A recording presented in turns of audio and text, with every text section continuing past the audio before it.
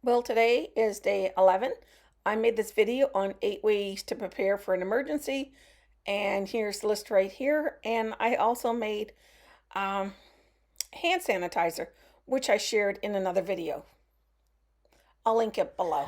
Hey everybody, today is day 11. It's hard to make 11. 10, 11.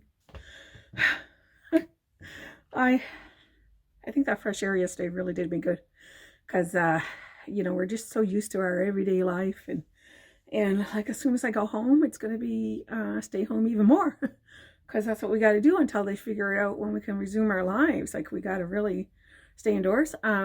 There's 8 areas that you can prepare. I'm probably going to make a longer video on this, and I'm going to link videos that I mentioned in the talk down below. I think I got 2 I can link. Water. You actually need to save 2 liters per person for drinking and 2 liters a day to wash your dishes and cook your meals. So that's like 4 liters a day. I actually made a video on emergency water source, and it just basically recycled milk containers. I put emergency water because if the water should shut off, you can put it outside under your doorstep or someplace where you're out of sight, out of mind. And with the elements, you will lose a couple. So try to get like 10 of them or something. And just constantly be making them. And if it's frozen outside, your water stops, you bring them in. Because then you can flush toilets. You don't want to be using your valuable water to flush a toilet. But you can pour water in the toilet. Anyway, too much said. The next thing is food. You got to have a variety of food. What am I saying about that? Just a lot of the food groups, just variety of food. You need that sort of summer too. Shelter. This is more for should the lights go out and a place becomes too cold or you have to leave your home for a disaster. And it's been known for people. You need to have like camping gear. You need to have a tent and a tarp and some cords. So in case you have to vacate, right? I know this is so doom and gloom, but I just want to say there's 8 things, so we're at 3. Health and first aid kit, you need that because it just makes it a little bit easier in a disaster situation. You have a first aid kit nearby. You should have one in your car too. Lights, you need a couple of different types of lights. Battery, solar. The other one is crank. I actually had a crank light and radio. And there's 3, but there's candles and glow sticks. I use glow sticks in the bathroom during a power outage because I don't want left candles unattended. And if you're cooking in the kitchen, you can't cook in power out, but if you're doing something in the kitchen, you can have your candles there right where you're watching them because you can't keep the window open. And then, you got to be really careful about candles.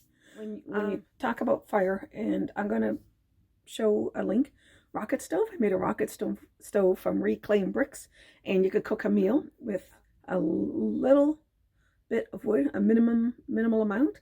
So we got to think about keeping our body warm. So you need to have ways to keep yourself warm and to heat your food. So that is 6. Try to keep count. Communication. So right now we got internet, can communicate. But my radio was crank radio, battery operated radio. I even had a friend one time who took a big radio and it had 8 C-cell batteries. And I don't know how he MacGyvered it up with wire or something. But he did the both ends, and he put a little, what do they call them, little square batteries? 8 volt, something like that. He actually made the radio go on a little tiny 1 battery versus 8 large ones. I thought that was pretty nifty. And sanitation. Well, like you need a portable loo, garbage bags, soap, because we need to stay healthy for the long term. Now, I don't know what all the buying of toilet paper is about. But I just don't get it. Anyway, rather have food. So I don't know if I shared my sticker with you. So I'm trying to be a little ray of sunshine here with the 8 areas to be prepared. I just never really gave much thought about 4 liters a day. I don't even think I have 4 liters of water here. I might, because I got the big jugs.